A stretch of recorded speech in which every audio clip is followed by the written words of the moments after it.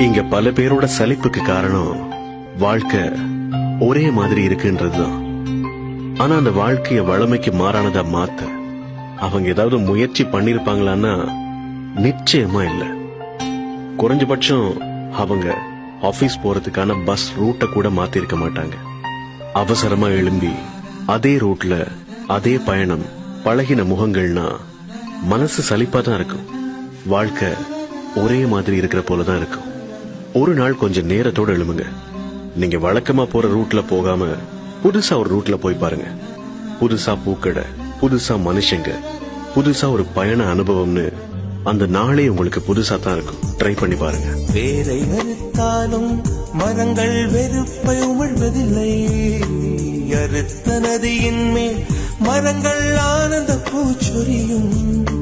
தாமரை பூவாய் மாறேனோ ஜென்ம